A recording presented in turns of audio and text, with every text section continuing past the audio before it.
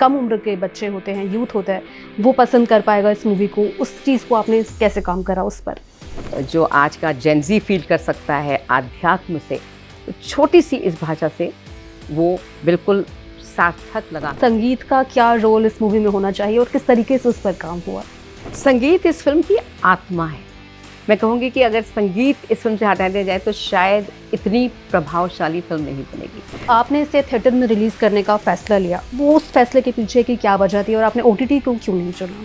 इस बिखरी हुई ज़िंदगी को साथ लाने का सिर्फ एक ही जरिया था कि वो सब जो फैमिली फिल्म की तरह से अगर देखने जाएंगे तो उनके एक कॉन्वर्सेशन स्टार्ट करती है। ये संस्कारी कपड़े पहने तो यानी कि वो पक्का आध्यात्मिक होगी, और अगर कुछ मॉडर्न पहना है तो वो पूजा पाठ में होगा ही नहीं। लेकिन ऐसा क्यों, ऐसी सोच है और क्यों लोग उस चीज़ को जोड़ के देखकर मूवी में आपने क्या इसको लेकर कुछ दिखाया है?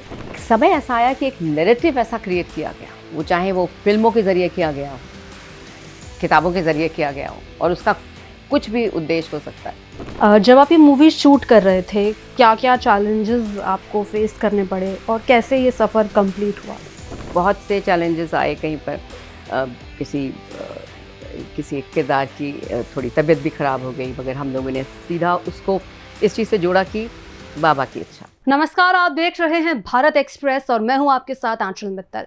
हाल ही में 7 अगस्त को हनुमान अंश एक फिल्म रिलीज हुई। कुछ दिनों पहले आपने हमारे चैनल पर पॉडकास्ट देखा होगा, जहां पर हमने फिल्म की प्रोड्यूसर अनुप्रिया के साथ बातचीत की थी और उन्होंने फिल्म को लेकर अपने एक्सपीरियंस शेयर किए थे। आज हमारे साथ फिल्म के एक और प्रोड्यूसर रागिनी सोना जी मौजूद है। उनके साथ हम जुड़ेंगे और उनसे इस मूवी के सभी एक्सपीरियंसेस को जानेंगे, क्योंकि अब मूवी रिलीज हो चुकी है, रिलीज को बहुत दिन हो गए हैं, तो एक्सपीरियंस कैसा रहा वो भी जानेंगे। लेकिन इससे पहले आप लोगों ने भी हनुमान अंश के बारे में सुना होगा और आप लोगों ने भी देखा होगा कि सोशल मीडिया पर कितनी सारी रील्स उससे रिलेटेड वायरल हो रही है। मैं ज़्यादा बातें नहीं करूंगी, डायरेक्ट उनसे आपको मिलवाती हूँ। तो रागिनी जी, बहुत बहुत स्वागत है आपका भारत एक्सप्रेस पे। सबसे पहले मैं आपसे जानना चाहूंगी, इस मूवी को लेकर आपका सफ़र कैसा रहा? शुरुआत कहाँ से हुई? कैसे जो है आपको ये विजन आया इसको लेकर? इस सवाल का मैं जवाब वैसे दूंगी कि सब लोग अब मुझसे जब ये पूछते हैं कि आपको इस फिल्म को बनाने की प्रेरणा कहाँ और कैसे मिली, सो मैं कहूँगी इस फिल्म को बनाने की प्रेरणा नहीं थी, क्योंकि हमको इस फिल्म को बनाने के लिए एक बहुत बड़ी हिम्मत चाहिए थी, और वो हिम्मत हमको बाबा ने दी। और इस फिल्म को जब हम लोग ने शुरू किया था तो जो स्क्रिप्ट, जो कहानी, जो विशाल चतुर्वेदी जो इस फिल्म के डायरेक्टर हैं, जो उन्होंने मुझे सुनाई थी, उस कहानी में कुछ ऐसी शक्ति थी कि ऐसा लगा कि ये तो बाबा का आदेश है, ये बाबा का आदेश है। और उस बात को ध्यान में रखते हुए मैंने विशाल से कहा कि मैं इस फिल्म में साथ हूँ। और उस समय जब मैंने ये निर्णय लिया कि इसमें हम लोग फंड्स डालेंगे, तो आप सबको ये बताते हुए मुझे कोई भी संकोच नहीं होगा कि मैंने बगैर किसी पेपर को साइन किए हुए इस फिल्म में पैसे डाले थे। और वो पैसे नहीं थे, वो मैंने जैसे कहा कि वो बाबा का आदेश था, और उस आदेश को सुन के मैंने कहा था कि जैसी आपकी इच्छा, और ये फिल्म शुरू हुई थी। तो ये कहना कि कैसे इस फिल्म की शुरुआत हुई थी, तो सबसे बड़ी बात यह है कि वो जो प्रेरणा जिसे कहते हैं, वो ताकत ज़्यादा थी, हिम्मत ज़्यादा थी जो बाबा से मिली थी। जब आप ये मूवी शूट कर रहे थे, क्या क्या चैलेंजेस आपको फेस करने पड़े और कैसे ये सफ़र कंप्लीट हुआ? ये भी बहुत अच्छा क्वेश्चन है कि चैलेंजेस मैंने पहले भी बहुत सी फिल्में बनाई हुई हैं। चैलेंज हर फिल्म में होते हैं, चैलेंजेस हर शूटिंग में होते हैं। जो हम लोग सब लोग जो प्रोड्यूसर्स होते हैं उनको इतना नहीं झेलना पड़ता जितना कि टेक्नीशियंस को झेलना पड़ता है। और इस फिल्म में भी वही चैलेंजेस थे। सबसे बड़ी बात ये थी कि जो हमारी टीम थी वो इतनी ज़्यादा जुड़ी हुई थी इस फिल्म से, और मेरे ख्याल से जो सारे टेक्नीशियंस थे वो भी उस श्रद्धा भाव से और एक बहुत अंदर से भक्ति से इस फिल्म पे जुड़े हुए थे। बहुत से चैलेंजेस आए। कहीं पर किसी एक किरदार की थोड़ी तबीयत भी ख़राब हो गई, मगर हम लोगों ने सीधा उसको इस चीज़ से जोड़ा कि बाबा की इच्छा हमेशा, क्योंकि हम लोग को हमेशा बाबा की उपस्थिति की एक जो फीलिंग थी वो बराबर होती रही थी, चाहे वो इस रूप में हो कि एक लंगूर जो हमारे विशाल चतुर्वेदी जो हमारे डायरेक्टर हैं, उन्होंने भी बहुत से अपने पॉडकास्ट में बताया है कि वो लंगूर आ जाता था और वो वहाँ पे आता है और वो वहीं पर बैठा रहता है सेट पे। तो मैं बताना चाहूँगी कि चैलेंजेस हर फिल्म में होते हैं। हम लोगों को शायद एज दर्शक पता नहीं चलता होगा, जब हम फिल्म देखने जाते हैं तो उन चैलेंजेस का हम लोग को इतना पता नहीं चलता है, मगर फिल्म में जब शूट पर जाते हैं तो बहुत तरीके के चैलेंजेस का सामना करना पड़ता है। यहाँ पर भी हम लोगों को चैलेंजेस का ज़रूर सामना करना पड़ा, मगर हम लोगों को हमेशा बाबा की उपस्थिति, कि बाबा हमारे साथ हैं इस शूटिंग पर। कोई भी चीज़ होती थी तो ऐसा लगता था कि ये तो हम लोगों ने सोचा नहीं था, और सडनली ऐसी कोई चीज़ हो जाती थी, जैसे कि वो एक एपिसोड जो वो लंगूर आए थे, मैं तो उनको हनुमान जी ही बोलती हूँ, कि वो आ गए थे और उन्होंने पूरे टाइम उस समय जबकि हम लोग स्थापना कर रहे थे मूर्ति की, वो वहीं पर हनुमान जी की मूर्ति के ऊपर बैठ करके पूरा उन्होंने उनकी मूर्ति की स्थापना देखी। जब हम लोग हम लोग ने जब उनकी गुफा खोदी थी, बाबा के सेट के लिए जो गुफा खोदी थी, उस समय भी वो लंगूर जो वहाँ बैठ के पूरा उसको देखते रहे थे और वो अंदर जा कर के पूरा उसका एक इंस्पेक्शन करके आए थे। वो चीज़ आज भी मेरे रोंगटे खड़े कर देती है कि ये तो सिर्फ कोई डिवाइन इंटरवेंशन ही हो सकता है और कुछ भी नहीं था वो। तो ये चैलेंजेस थे, मगर जो सारे टेक्नीशियंस थे, जितने हमारे विशाल चतुर्वेदी जो हैं वो भी बाबा के भक्त हैं, और मेरे ख्याल से वो आस्था हम लोगों को एक ऐसे लेती चली गई उस पूरी शूटिंग के दौरान कि कभी पता नहीं चला कि वो चैलेंजेस हैं, क्योंकि सारी यूनिट्स हमेशा खड़ी हो जाती थी। कोई भी ऐसा चैलेंज आता था कि नहीं, हम लोग साथ में हैं। और जो ऐसे कुछ एपिसोड्स हुए जहाँ पर कि कुछ किरदारों के आने में देर हो गई या किसी की तबीयत ख़राब हो गई, तो कैसे सॉल्यूशन निकले वो हम सब लोग अपने आप से कभी कभी पूछते हैं कि ऐसा कैसे हो गया, और समझ में आता है कि वो सिर्फ डिवाइन इंटरवेंशन था और कुछ भी नहीं, बाबा का आशीर्वाद। अगर मैं हनुमान अंश के सब्जेक्ट की बात करूं, वो नीम करोली बाबा जो हैं, कैंची धाम में उनका आश्रम है, उनके जीवन पर आधारित ये फिल्म है।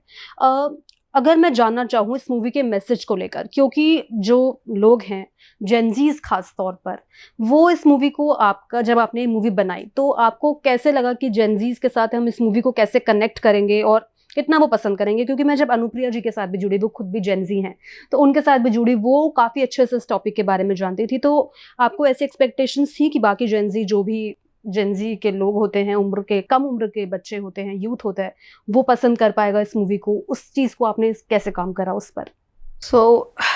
जब आपने जेनजीज की बात छेड़ी है तो मैं बताऊं कि हम इस फिल्म में 3 प्रोड्यूसर्स जुड़े साथ में। ये भी मैं बाबा का ही आशीर्वाद कहूँगी और उन्हीं की इच्छा कहूँगी।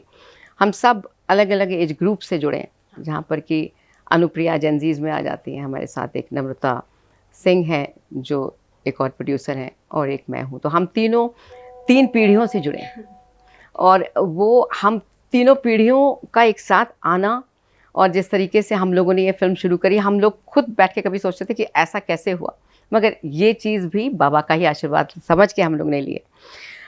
आज का जो जेनजी है, अब मैं वहीं से शुरू करूंगी जहाँ से कि जब अनुप्रिया इसमें जुड़ी थी तो मैंने कहा था कि ये कमाल है कि आज जब ऐसी जगह पे जहाँ पे कि आज जेनजीज हम लोगों को, बहुत रीसेंट भी एपिसोड्स हैं जहाँ पे कि बहुत भटके हुए भी जेनजीज हैं, मगर आज जो हम लोग देखते हैं कि एक कहीं पर एक बहुत इनसिक्योरिटी का जो भाव है, जो एक एक कहीं पर बच्चों में आ जाता है, जबकि परिवार भी ऐसे हो गए हैं कि जहाँ पर कि जुड़ाव जो है वो कम होता जा रहा है। आज ज़रा सी बात में, छोटी छोटी बात में माता पिता के बीच में भी डिफरेंसेस हो जाते हैं, और जो बच्चे उसे देखते हैं तो उनके मन में एक सबसे बड़ा जो डर होता है, वो जो चीज़ है वो शायद आस्था से ओवरकम हो सकती है। और उस चीज़ को हम लोगों ने जब इस फिल्म में दर्शाया तो एक बार में, 2 बार में, 3 बार में ये समझ में आया कि अगर ये नहीं होगा, अगर ये आस्था नहीं होगी, जैसे कि वो छोटे से बच्चे से जब पिता ने पूछा कि आप कैसे, तुमने ये सोचा कि तुमको माता मिल जाएंगी, तो उन्होंने कहा कि मैं राम जी के पास जाना चाहता हूँ क्योंकि मेरी माँ राम जी के पास चली गई। वो जो एक डायलॉग है, मुझे ये कहना चाहिए और मैं पूरा श्रेय दूंगी हमारे डायरेक्टर विशाल चतुर्वेदी को। एक एक डायलॉग दिल को छू लेने वाला है कि मुझे माँ के पास जाना है। माँ के पास जाने का रास्ता क्या है? मैं माँ राम जी के पास गई तो मुझे राम जी के पास जाना है। राम जी के पास जाने का रास्ता कौन सा है? हनुमान जी का। वो सबसे बड़ा एक जो जुड़ाव मैंने देखा कि जो आज का जेन ज़ी फ़ील कर सकता है आध्यात्म से, तो छोटी सी इस भाषा से वो बिल्कुल सार्थक लगा उस बच्चे का कहना। और वो चीज़ें हम लोग के बच्चों के ज़हन में भी रह जाएंगी और माता पिता के ज़हन में भी रह जाएंगी कि आज ये फीलिंग है, जो भटकाव है, वो किस तरीके से उस भटकन का एक सोल्यूशन निकाला जा सके, जो माँ बाप के लिए भी एक संदेश है और जो उनके बच्चों के लिए भी संदेश है। इससे मैं एक बहुत रीसेंट इंसिडेंट बताऊंगी जो अभी पूना में हुआ है, बहुत ही हृदय विदारक।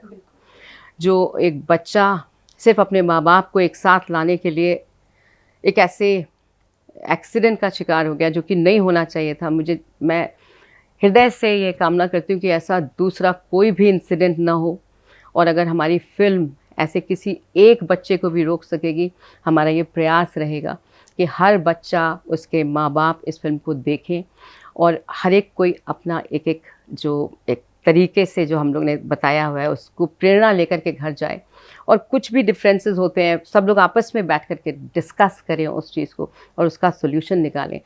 ऐसी हम लोगों की हमेशा से प्रयास रहेगा, हमेशा हम लोग का इच्छा रहेगी। रागिनी जी, मैं आपसे ये जानना चाहूँगी, क्योंकि हम जेनज़ीज़ की बात कर रहे हैं और अगर हम नीम करोली बाबा जी की बात करें, उनके जीवन में कई ऐसे मैसेजेस हैं जो बहुत ही ज़रूरी हैं और बहुत कुछ सिखाते हैं वो। तो आप ऐसे, जो आपने जब ये मूवी प्रिपेयर करी, बनाना शुरू हुआ, तो कौन-कौन से वो लेसन्स मूवी में दिखाए गए हैं जो सबको प्रेरणा देंगे और कुछ नया सीखने को मिलेगा उनसे?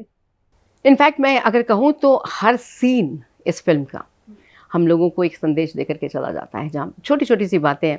एक मेरी बहुत अच्छी फ्रेंड है जो साइकियाट्रिस्ट है, उसने जब फिल्म देखी थी तो उसका टेक अवे क्या था, उसने कहा जो आप लोगों ने आसक्ति के बारे में कहा है, जो छोटे बाबा जी ने जब वो एक बाबा के आश्रम में जाते हैं तो वहाँ के जो मेन मठाधीश हैं वो उनको कहते हैं कि भाई तुम हमारे पास रुक जाओ, और उसके पहले वो ये कह रहे होते हैं कि देखो ध्यान लगाओ, क्योंकि जो आसक्ति होती है वो ध्यान लगाने में हमेशा एक हर्डल बन जाती है, क्योंकि इस आसक्ति का ही एक वो कारण है जिसकी वजह से इंसान भटकता है, इंसान का दिमाग भटकता है। अगर आपको आसक्ति नहीं होगी तो आप कुछ भी करके आप जीवन में आगे बढ़ सकते हैं, जो कि बाबा का ऐसा संदेश पूरी पिक्चर भर में रहा है कि वो एक जगह पे कभी नहीं टिकते थे, वो हमेशा एक जगह से दूसरी जगह चले जाते थे।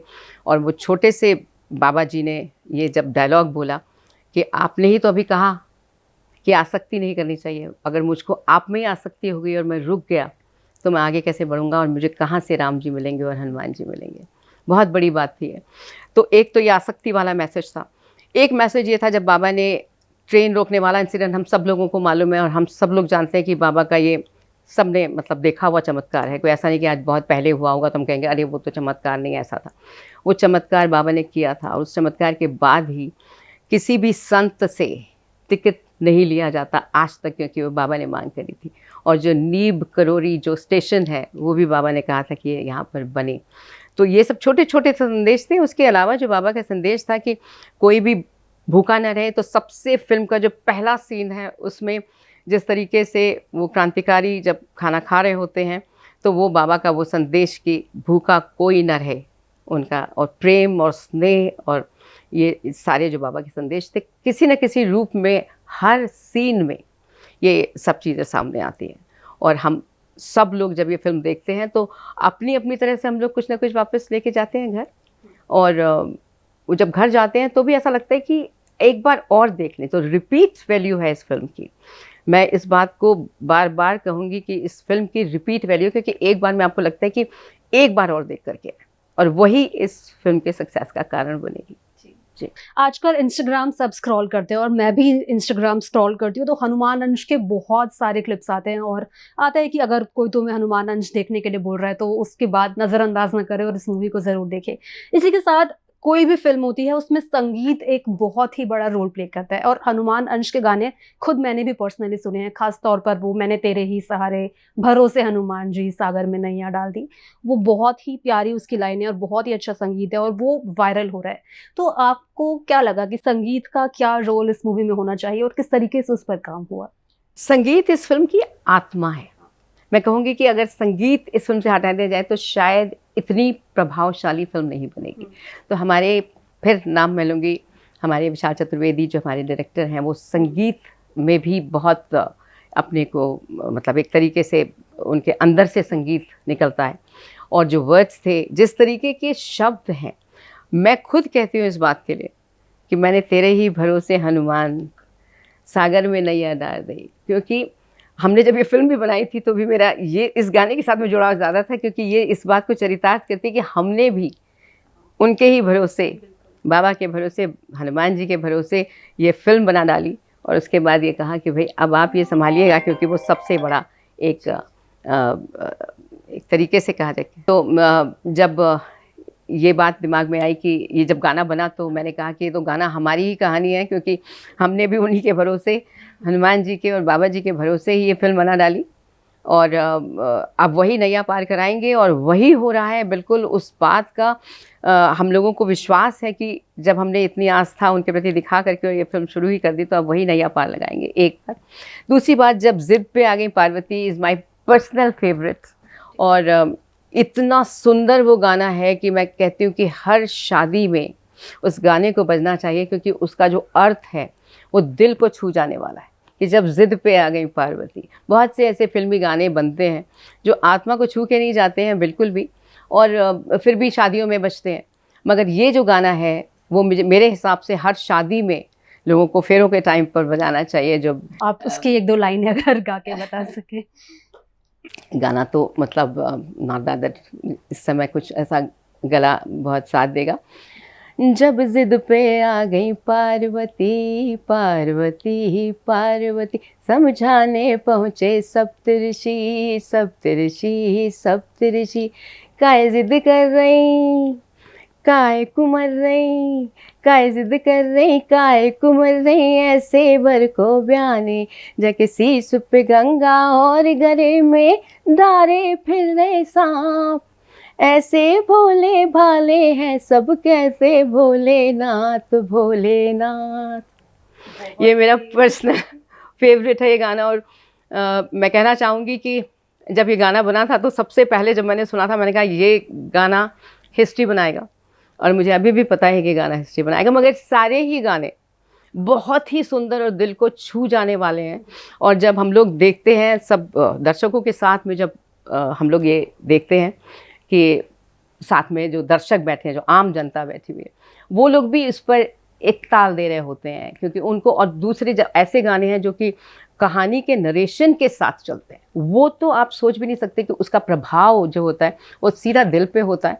और वो मैंने देखा है कि बहुत से लोगों ने इस बात के बारे में बात करी कि जो आपके गाने हैं वो इस फिल्म का जो सबसे जो बड़ी यूएसपी है, आपके गाने हैं। बहुत ही, आपने भी बहुत सुंदर गाया और ये गाना सुनकर भी बहुत अच्छा लगा। एक और बात है जो मैं जानना चाहूँगी और दर्शक भी शायद जानना चाहें, क्योंकि ये ओटीटी का ज़माना है और ज़्यादातर फिल्में ओटीटी पर रिलीज़ होती है और काफ़ी अच्छा रिस्पॉन्स भी करती है। अगर हम हनुमान अंश की बात करें, थिएटर्स में वो रिलीज़ की गई और थिएटर में बहुत अच्छा रिस्पॉन्स कर रही है, काफ़ी सारी ऑडियंस उसे देख रही है। लेकिन आजकल ज़्यादातर प्रोड्यूसर्स, डायरेक्टर्स ये फैसला लेते हैं क्यों ना ओटीटी पर रिलीज़ किया जाए ताकि लॉस से बचा जाए। तो जब आपने इसे थिएटर में रिलीज़ करने का फैसला लिया, वो उस फैसले के पीछे की क्या वजह थी और आपने ओटीटी को क्यों नहीं चुना?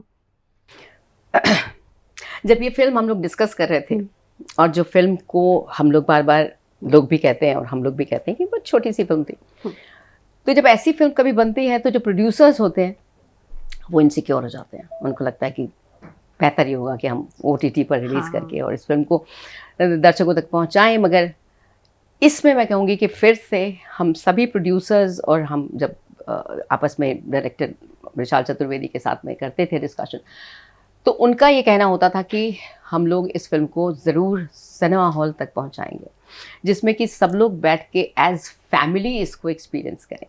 फैमिली का जब मैं जिक्र करती हूँ तो जो आज की जो ज़िंदगी है वो इस तरीके की है कि सुबह बच्चे को स्कूल पहुंचाना, उसके बाद फिर माँ अपने काम पे भागती है, फिर पिता भी अपने काम पे भागते हैं, उसके बाद बच्चे घर में आते हैं, जब तब तक शायद माँ बाप नहीं भी आ पाते। आधी जगहों पर तो जो सॉरी टू से जो हेल्प्स होती हैं वो बच्चे को संभालती हैं, और अगर कोई बहुत खुश नसीब होता है तो उनके जो ग्रैंड पेरेंट्स होते हैं वो उनको संभालते हैं। तो एक बहुत बिखरी हुई ज़िंदगी जी रहे हैं हम सब लोग। बिल्कुल। इस बिखरी हुई ज़िंदगी को साथ लाने का सिर्फ एक ही ज़रिया था कि वो सब जो फैमिली फिल्म की तरह से अगर देखने जाएंगे तो उनके एक कॉन्वर्सेशन स्टार्ट करती है ये फिल्म, एक वार्तालाप स्टार्ट करती है ये फिल्म। ये फिल्म ऐसी नहीं कि आपने देखी और आप घर चले गए और उसके बाद आपने कहा एक फिल्म देख करके आ गए। तो जब हम सुनते हैं, जो आपने भी सोशल मीडिया की बात करी, जब उसमें लोग ये कहते हैं कि फिल्म है ही नहीं, ये एक एक्सपीरियंस है। बिल्कुल। मैं आप सबसे कह सकती हूँ कि ये एक एक्सपीरियंस है। आप सब जाइए, इस फिल्म को अपने परिवार के साथ में देखिए। और सिर्फ यही बात नहीं कि परिवार के साथ में देखिए, मगर ये बहुत से कॉन्वर्सेशंस को खोल देगा। कहीं पर आपको शायद ऐसा लग रहा हो कि आप ये बात अपने बच्चे से नहीं कर सकते, या बच्चे को ऐसा लगेगा कि शायद मैं ये बात अपने माँ बाप के साथ नहीं बैठ सकता, नहीं पूछ सकता ये सब बातें। वो सारी बातें आप जब एक वार्तालाप शुरू होगा तो ये बहुत दूर तक जाता है। उसके बाद कई लोगों को मैंने ऐसा भी देखा है जिन्होंने मुझे फ़ोन करके खुद बोला है कि हम लोग सब लोग जाना चाहते हैं फिल्म को एक बार और देखने के लिए, क्योंकि हर चीज़ में हम लोग को ऐसा लगा कि ये तो हमें कभी पता ही नहीं था, ये तो हमें कभी मालूम ही नहीं था। होता सबके अंदर है, वो भाव भी होता है, वो श्रद्धा भी होती है, वो भक्ति भी होती है, लेकिन उसको सामने लाने के लिए इस फिल्म ने एक इंस्ट्रूमेंट का काम किया है। और सारा श्रेय इसका जाता है जो हमारे राइटर डायरेक्टर विशाल हैं उनको। और हम सब एक तरीके से उनको हम लोगों ने एक सहारा दिया, क्योंकि ये सहारा बहुत ज़रूरी था। जब वो पहला, मुझे कहना नहीं चाहिए बार बार, लेकिन जो एक पहला इन्वेस्टमेंट जब इस फिल्म पे हुआ था, तो ये उस बात का प्रतीक है कि हमने उनकी इस कहानी पर, ये कहानी थी ही नहीं क्योंकि ये तो जीवन यात्रा थी बाबा की, उस पर हम लोगों ने विश्वास किया और हम लोगों ने कहा चलो तुम आगे बढ़ो, हम तुम्हारे साथ चलेंगे। और ये जो यात्रा है वो ऐसी जगह पे आज जाकर के पहुंची है जहाँ की हम लोग प्लान कर रहे थे कि अरे चलो ठीक है, हम लोग इस पे रिलीज़ कर देंगे, उस पे रिलीज़ कर देंगे, और उनका ये कन्विक्शन कि नहीं हम लोग इतने ही थिएटर में रिलीज़ करेंगे। एक पहला हफ्ता हमारा भी ऐसा गया था कि जब हम लोग थोड़ा सा जिटरी महसूस कर रहे थे कि शायद हमको वो रिस्पॉन्स न मिल पाए, क्योंकि छोटी फिल्म में हमने पब्लिसिटी पर भी बहुत कम पैसा खर्च किया था, लेकिन हाँ सोशल मीडिया पे फिल्म अपने आप को चला रही थी। एक टाइम ऐसा आया जब फिल्म ने अपने आप को चलाया, वही बाबा का चमत्कार यहाँ पर सामने आया कि बाबा ने कहा रुको, मैं हूँ ना। और जो बाबा ने उस फिल्म को चलाया, कितनी भी अच्छी फिल्म बना लेते हैं, बहुत बार ऐसा होता है हम लोग कहते हैं कि वाह क्या फिल्म थी, लेकिन चली नहीं। मगर इस फिल्म को चलाने में जो बाबा ने, जो एक नैया सागर में डाली थी हमने, उसको बाबा ने पतवार से अपने हाथों से चलाया। और उसका मैं कह सकती हूँ कि हम सब अपनी पूरी जीवन भर उनके कृतज्ञ रहेंगे कि ना तो सिर्फ कि वो हम लोग को फिल्म बनाने की उन्होंने आदेश दिया हम लोग को फिल्म बनाने का, बट उसके बाद फिल्म को थिएटर में चलाने का, लोगों के इतने ज़्यादा प्यार का, जिसका कि मैं बयान भी नहीं कर सकती। इतना प्यार हम लोग को, दर्शकों को मिल रहा है कि सड़कों पर रोक करके हम लोग से लोग कहते हैं कि मतलब हनुमान अंश आप लोगों ने कैसे बना दी। और ये जो बहुत हिम्मत का काम था जो आपने किया, हम लोग सब थिएटर्स में जा रहे हैं, we are on ground level trying to promote the film. और सबसे ज़्यादा पूरी टीम लगी हुई है इसमें, अपने अपने तरीके से सब लोग इस फिल्म को चलाने के लिए थिएटर्स में जा रहे हैं, हम लोग अपने कलाकारों को लेकर के जा रहे हैं, वो भी सब हम लोग के साथ में लगे हुए हैं। और जिस तरीके का प्यार और श्रद्धा का भाव हम लोग को दर्शकों से मिल रहा है, लोग ऐसे बैठे हुए हैं, फिल्म हाथ जोड़ के, फिल्म खत्म हो गई है और वो फिर भी ऐसे बैठे हुए हैं जो एंड टाइटल्स देख रहे हैं। इससे बड़ा I can get emotional on that. मैंने नहीं देखा कभी कि इतना प्यार किसी भी फिल्म को मिला। मैं बहुत छोटी थी जब आई थी एक फिल्म, माता संतोषी पर आई थी, और हम लोगों ने सुना था उस फिल्म के बारे में कि लोग जाते हैं उस फिल्म में, नहा धो के जाते हैं, चप्पल उतार के बाहर जाते हैं और इस फिल्म में बैठते हैं। इस फिल्म में मैंने खुद लोगों को देखा है कि चप्पल उतार के वो उन बाबा का जो कैरेक्टर जिन्होंने प्ले किया, उनके पैर छूते हैं, उनके गले से लगते हैं और फपक फपक के रोते हैं। This is something which I am not able to understand. मेरे ख्याल से ये सिर्फ बाबा ही बयान कर सकते हैं कि कैसे ये चीज़ हो रही है। मगर वो जो रोना है, मैंने किसी को ये भी कहा था, मैंने कहा रो लीजिए, बिल्कुल आप ये मत देखिए कि कोई कैमरा आपकी तरफ लगा हुआ है, आपको रोना है आप रो लीजिए। क्योंकि ये रोना कहाँ से निकल रहा है, कौन सी थी चीज़ जो आप अपने हृदय से बाहर नहीं निकाल पाए, जो आज इस फिल्म ने उस चीज़ को बाहर निकाला आपसे, तो आप रो लीजिए। और हम लोग भी साथ में रोते हैं। सबसे बड़ी बात यह है कि क्योंकि हम सब बिलीवर्स हैं, वो श्रद्धा, वो भक्ति, वो भाव जो होता है वो बहुत बहुत ज़्यादा गहरा है, और बाबा से जो जुड़ाव है वो इतना ज़्यादा गहरा है कि हम सब रोते हैं इस बात के ऊपर, और लोगों को चुप भी कराते हैं। हम लोग कहते हैं कि जो भी आपकी ज़िंदगी में जो भी परेशानियां हैं, बाबा आपको ज़रूर उसमें हेल्प करेंगे, उसको ओवरकम करने में। मगर आप निराश ना हो किसी भी चीज़ से, या निराश हो के, जो कि मैंने अभी जैसे इंसिडेंट बताया कि बहुत से बच्चे हैं जो जो बिखरते परिवार से आते हैं। बहुत से माँ बाप हैं जो सोचते हैं कि हमने बच्चों को इस दुनिया में लाया ही क्यों, अगर ऐसा कुछ होना था। तो आज मैं उन सब लोगों से कहती हूँ, आपको सबको अपने क्वेश्चंस के आंसर इस फिल्म में मिलेंगे। अध्यात्म से जोड़ती, सनातन से जोड़ती इस फिल्म को आप सब लोगों को, जैसे आपने अब तक किया है, इस फिल्म को सिर्फ दर्शक चला रहे हैं। इस फिल्म को चलाने में हम किसी का भी हाथ नहीं है, कोई प्रमोशन नहीं है, ज़्यादा प्रमोशन नहीं है। आई एम श्योर कि है प्रमोशन, मगर हम लोग जैसे बड़ी बड़ी फिल्म आ रही हैं और जा रही हैं, मगर हमारी फिल्म उन सब आंधियों से, तूफानों से लड़ के खड़ी है। वो आप सब दर्शकों का प्यार है जो हम लोग को मिल रहा है, और आप सबका मैं हृदय से धन्यवाद करती हूँ कि ये ऐसा ही प्यार आप लोग अपना हम लोग पे बरसाते रहें, और ये फिल्म सारा संसार देखे, हर वो आदमी देखे जिसकी आस्था है या नहीं है, मगर वो आस्था बनाने के लिए ये फिल्म देखे, और उस आस्था को उसी तरीके से चलाने के लिए ये फिल्म देखे।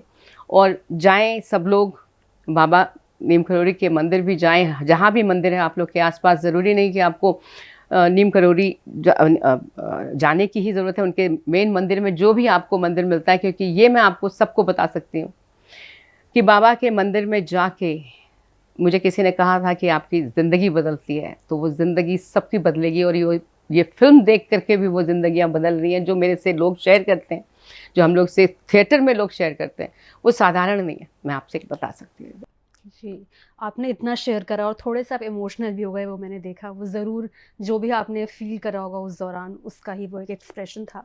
इसके अलावा अगर हम आध्यात्म की हमने जैसे अभी बात करी, तो आध्यात्म को लेकर अगर हम सोचें, तो आजकल कुछ लोग ऐसे हैं, क्योंकि ये मॉडर्न टाइम है, तो उनकी सोच ऐसी हो गई है कि अगर हम भक्ति में बिलीव करते हैं, तो वो उस चीज़ को कुछ लोग छुपा कर करना पसंद करते हैं। जैसे मंदिर जाएँगे, लेकिन मंदिर से आते तिलक निकाल दिया, कपड़ों को लोग जो है अध्यात्म के साथ मैच करते हैं कि अरे उसने ऐसे संस्कारी कपड़े पहने तो यानी कि वो पक्का आध्यात्मिक होगी, और अगर कुछ मॉडर्न पहना है तो वो पूजा पाठ में होगा ही नहीं। लेकिन ऐसा क्यों, ऐसी सोच है और क्यों लोग उस चीज़ को जोड़ के देखते हैं? और मूवी में आपने क्या इसको लेकर कुछ दिखाया है? शायद मैं उस फैमिली से आती हूँ जहाँ पे कि बहुत ज़्यादा, मतलब मेरे जो फादर मदर सब लोग बहुत आध्यात्म से जुड़े हुए थे। हम लोग मंदिर जाते थे, हम लोग को पता था कि ये सब हमारी हमारी जो आस्था है, ये हमारे रिवाजों से, धर्म से, हमारे संस्कारों से जुड़ी हुई है। मगर एक समय ऐसा आया कि एक नैरेटिव ऐसा क्रिएट किया गया, वो चाहे वो फिल्मों के ज़रिए किया गया हो, किताबों के ज़रिए किया गया हो, और उसका कुछ भी उद्देश्य हो सकता है। मगर मैंने ये महसूस किया जब हम लोग यंग थे, कि जब लोग सुनते थे अच्छा मंदिर होके आ रही हो, तो ऐसा लगता था कि हाँ, मंदिर होके आ रहे हैं, ये तो हमारी आस्था का सवाल है। और ये हम अगर हम धर्म से प्रेरित हैं, या हम विश्वास करते हैं भगवानों में, तो इसके लिए हमको कहीं पर भी किसी भी तरह से शर्म आने की ज़रूरत नहीं है, शर्माने की ज़रूरत नहीं है। और हम अगर खुल के ये बोल सकें कि हाँ, मंदिर से आ रहे हैं, आपको टीका मिटाने की कोई ज़रूरत नहीं है, क्योंकि आपको मॉडर्न होने के लिए मंदिर न जाना, ये आपके मॉडर्न होने में कहीं पर भी हिंड्रेंस नहीं हो सकता। आप मंदिर भी जाइए, मॉडर्न भी होइए, और सबसे गर्व से कहिए कि हाँ, हम मंदिर जाके आए और हम मंदिर जाते हैं। और जो मेरे जितने भी फ्रेंड्स हैं, बहुत सी ऐसी मेरी अपनी जानकारी में बहुत मेरी क्लोज़ फ्रेंड्स हैं जिन्होंने कि इस बात को समझा, और उन्होंने इस बात को छुपाने से अब इनकार कर दिया है। और सब कहते हैं कि हाँ, मंदिर जाते हैं, हम ये त्यौहार करते हैं, हम ये व्रत करते हैं, क्योंकि ये हमारी आस्था है। हमको इसमें कोई अगर नीचा दिखाना चाहता है, तो उसको हमको बताना चाहिए कि आपको ये फिल्म देखने जाने की ज़रूरत है, क्योंकि ये जो आस्था है इस फिल्म में इतने गर्व से बताई गई है कि जहाँ पर वो छोटा सा बच्चा ये जानता है कि उसकी माँ के पास जाने का रास्ता है, जहाँ क्योंकि माँ राम जी के पास चलेगी। मैं बार बार इस सीन से इसलिए जुड़ाव ज़्यादा महसूस करती हूँ कि उनकी माँ चली गई थी, मगर ऐसे परिवार हैं जहाँ पे कि माँ छोड़ के चली गई है, माँ पिताजी का और माँ का उनके डिवोर्स हो चुका है। वो क्वेश्चन भी एक ऐसा होता है कि जब बच्चे के जो जहन में एक बात आती है कि मेरे साथ ऐसा क्यों हो रहा है, और वहाँ पर बच्चा भटकन महसूस करता है। मगर इस फिल्म में ये बताया गया है कि अध्यात्म भी एक ऐसा इंस्ट्रूमेंट है जो कि अगर आप उसको लेके साथ चलेंगे तो वो भी एक ज़रिया है जहाँ पर कि आप न केवल अपने एक्सप्रेशंस को माँ बाप को बता सकते हैं, और माँ बाप भी इसको समझने में बहुत जब ये फिल्म बहुत इस बात को समझाने में हेल्प करेगी माँ बाप को भी कि देखो ये चीज़ नहीं होनी चाहिए। जब मृत्यु होती है या कोई लॉस होता है फैमिली में, तो सबसे ज़्यादा प्रभावित होते हैं बच्चे, और वो जो इस फिल्म में बहुत उसको मतलब हाईलाइट किया गया है कि किस तरीके से आप आध्यात्म से जुड़ेंगे तो वो फीलिंग ऑफ लॉस वो नहीं आएगा। और ये भी कि अगर आप ये कहते हैं कि आप सनातनी हैं और आप धार्मिक हैं और आप मंदिर जाते हैं और आप में आस्था है और आप विश्वास करते हैं, तो ये सारी बातें इसमें खुले से बताई गई हैं, जो कि मुझे ऐसा लगता है कि जब लोग रोते हैं तो उनका सिर्फ कहीं से वो गिल्ट भी बाहर आ रहा होता है कि हम क्यों छुपाते हैं कि हम लोगों को भगवान में विश्वास नहीं है, हम लोगों को क्यों इस बात में दिक्कत होती है बताने में कि हम टीका भी लगाते हैं और हम मंत्र भी जानते हैं और यज्ञ भी करते हैं और हम पूजा भी करते हैं। मैं सबसे आप लोगों से as not only the producer of this film, मगर मैं हाथ जोड़ के आप सबसे विनती करना चाहूँगी कि ये संदेश जो बाहर आप लोगों को भी देना है कि कभी भी अपने धर्म के प्रति कोई ग्लानि न रखिए, कोई अपने मन में ऐसा ख्याल मत रखिए जिससे कि आपको लगे कि हमें छुपाना है कि हम विश्वास करते हैं, हमें छुपाना है कि हम मंदिर जाते हैं, हमें छुपाना है कि हम धार्मिक विचारों के हैं। खुल के सामने आइए और कहिए हम हिंदू भी हैं, धार्मिक भी हैं, सनातनी भी हैं। बिल्कुल रागिनी जी, और ऐसा ही होना चाहिए क्योंकि भक्ति को छुपाने की कोई ज़रूरत नहीं होती। अब मैं लास्ट सवाल, वैसे आपने थोड़ा बहुत बताया है, लेकिन मूवी स्टार्टिंग में जो है उतना अच्छा रिस्पॉन्स नहीं दे रही थी, जो मैंने बॉक्स ऑफिस कलेक्शंस की रिपोर्ट थोड़ी सी सर्च की थी। लेकिन अब जो है मूवी को काफ़ी अच्छा रिस्पॉन्स मिल रहा है और काफ़ी अच्छा मूवी वर्क कर रही है। सोशल मीडिया पर तो रील्स वायरल हो ही रही है। तो अब कैसा महसूस कर रही हैं आप? जो विजन था मूवी को लेकर, क्या वो आपने अचीव करा है? क्या महसूस कर रहे हैं? हम लोगों ने कभी भी ऐसा सोच के ये फ़िल्म बनाई ही नहीं थी कि हम लोगों को फ़ाइनेंशियली इससे क्या फ़ायदा होगा। शायद जो प्रेरणा इस फ़िल्म को बनाने की मिली और जो आदेश बाबा से मिला, वो सबसे बड़ा ड्राइवर था इस फ़िल्म को बनाने के लिए। और हम लोगों ने अपने दिमाग में ये सोच करके रखा हुआ था कि इस फ़िल्म से कुछ मिले ना मिले, लेकिन अगर ये फ़िल्म हम लोग दर्शकों तक पहुँचा सकेंगे तो ये हमारा एक तरीके से एक जो बाबा का आदेश है हम लोग वो पूरा कर रहे होंगे। ये इसके साथ में फिर एक और बात मैं जब इसमें जोड़ना चाहूँगी, और बाबा को वो भाव समझ में आए। जब फिल्म सबसे शुरू में बहुत ल्यूकवार्म रिस्पॉन्स के साथ में ओपन हुई थी, हम सब लोग थोड़े से कहीं पर इसलिए डिसअपॉइंट हुए थे क्योंकि हम लोग को लगा कि अब ये फिल्म हम लोग दर्शकों तक वैसे नहीं पहुंचा पाएंगे जैसे हम लोग कह रहे थे। जैसे मैंने आपसे कहा कि हम लोग सारे परिवार कैसे एक फिल्म को देखने के लिए जाता है और बैठ करके एक कॉन्वर्सेशन शुरू होता है, वो जो हम लोग का आइडिया था अब वो साकार शायद ना हो पाए, लेकिन हम डिसहार्टन नहीं हुए थे। और सबसे बड़ी बात थी कि विश्वास जो फिल्म पर था, मैं आपको उस पर एक और बात बताना चाहूँगी कि जब एक 4.5 घंटे की बिल्कुल जो फर्स्ट कट हमने मूवी का मैंने देखा था, उस फर्स्ट कट के बाद जब मैं बाहर आई थी तो मैं दमस्तक थी। मुझे नहीं मालूम था कि मतलब मैं 4.5 घंटे बैठ करके आई हूँ। मैंने पूरी फिल्म को खाली लाइनअप होते हुए देखा था, उसे लाइनअप ही बोलते हैं। और फिर भी वो मेरे जो सारे इमोशंस थे, मैं बाहर आई तो मुझे विशाल ने पूछा कि कैसी लगी आपको फिल्म। तो मैंने कहा विशाल मैं निरुत्तर हूँ, मैं इस बात का आंसर सिर्फ एक वर्ड में दे सकती हूँ कि अद्भुत। और वो मैं आज तक कहती हूँ कि ये फिल्म अद्भुत थी, ये मुझे मालूम था, मगर उसको अद्भुत बनाने में बाबा का कितना सपोर्ट हम लोग को मिला है, जो बाबा की भक्ति का हमको जो एक उत्तर मिला है, वो सबसे बड़ी बात थी जो हम लोगों ने देखी। कि इसके बाद जो हम लोग ने सोचा कि अगर ये नहीं पहुंची फिल्म दर्शकों तक तो क्या, मगर वो बाबा ने हमें उस बात का उत्तर दिया और हम सबके साथ जैसे खड़े हो गए बाबा, और वो दर्शकों के रूप में खड़े हो गए। जितने हम लोगों को दर्शकों का प्यार मिला, दर्शकों ने ये फिल्म चलाई है, मुझे ऐसा कहना चाहिए। फिल्म की जो ऑडियंस है आज वो ये फिल्म चला रही है। आज ऑडियंस जब आकर के जिसके कि 1000 फॉलोअर हैं, 2000 फॉलोअर हैं, किसी के लाखों फॉलोअर हैं, और वो सब एक ही भाषा बोलते हैं कि आपने देखी क्या। और मुझे ये लगता है कि ये सिर्फ भाव, ये बाबा ने आके इनसे कहा कि भाई करिए अपना काम आप लोग, क्योंकि इनके पास तो इतना है नहीं जो प्रमोशन में हम लोग बहुत ज़्यादा कुछ खर्च कर सकें। तो ये वर्ड ऑफ माउथ चली है पिक्चर, मगर सिर्फ बाबा के आशीर्वाद से। मैं बार बार कहूँगी कि जितना भी हम लोग बाबा को थैंक कर सके वो कम है, क्योंकि ये फिल्म जब आज एक आम आदमी तक पहुंच रही है, और जो आम आदमी जिस तरीके का रिस्पांस दे रहा है, जिससे उसके भाव बाहर निकल रहे हैं, जिससे इमोशनल हो रहा है, जिस तरीके से लोग जो हमारा मतलब जो बाबा जी हैं उनके भी, और जो बाकी कास्ट है उनके लिए भी, सब जाके हाथ जोड़ के खड़े हो जाते हैं। वो आस्था, वो भाव, वो बाबा के इंटरवेंशन के बगैर नहीं हो सकते थे। ये मैं आप लोग को विश्वास दिला सकती हूँ। और आज भी बाबा खड़े होकर के कह रहे हैं कि भाई पिक्चर जैसी तुम लोग ने बनाई थी वो वैसी ही पहुँचाएंगे, हर एक तक पिक्चर पहुँचेगी।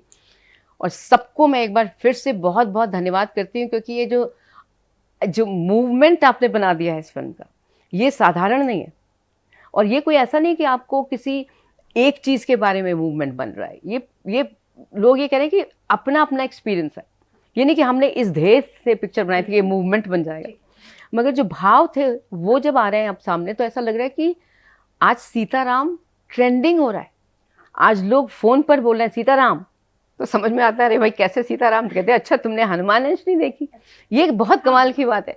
आज अगर ये सीताराम, जो कि अभी भी यूपी के बहुत से ऐसे शहर हैं जहाँ पर कि लोग एक दूसरे को ग्रीट करते समय सीताराम बोलते हैं, राधे राधे बोलते हैं, सीताराम बोलते हैं, बहुत से ऐसे शब्द हैं।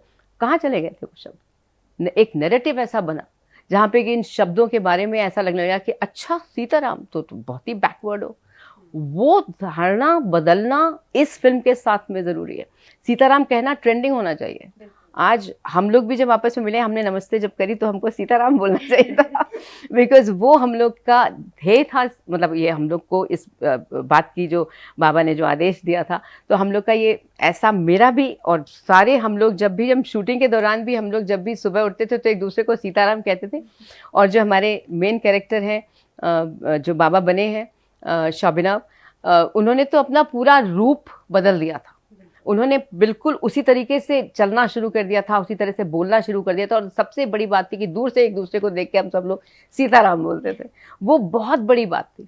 और वो अब मुझे ऐसा लगता है कि ये अब जब ये फिल्म ट्रेंडिंग हो रही है, जिस तरीके से ट्रेंडिंग हो रही है, graph is like this, it's not even this and this, graph is this, and I know that यही वर्ड सीताराम अब ट्रेंड करेगा। आप फ़ोन उठा करके भी बोलोगे सीताराम, और आप आपस में जब मिलोगे तभी भी बोलेंगे सीताराम सीताराम सीताराम।